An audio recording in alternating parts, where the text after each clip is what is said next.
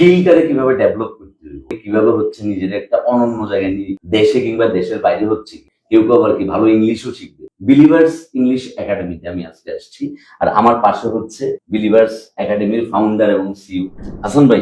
জি শামীম ভাই। যে এখানে মূলত আপনি করতেছেনটা কি, যারা ইংরেজির ব্যাপারে যারা খুব একটা বেশি পারদর্শী না সে মানুষগুলোকে আপনি নিয়ে আসেন, ইংরেজিটা সে আপনার প্রতিষ্ঠানে বসে শিখতে পারবে। সেটা কিভাবে? যারা হচ্ছে যে অনেক ফাঁকিবাজি করে আসছে মানে স্কুল কলেজ থেকে, ইংলিশ কিন্তু এমন না যে ওয়ানে ইংলিশ ছিল না, 10 পর্যন্ত ইংলিশ ছিল না, এমন কিন্তু না, ইংলিশ কিন্তু ছিল।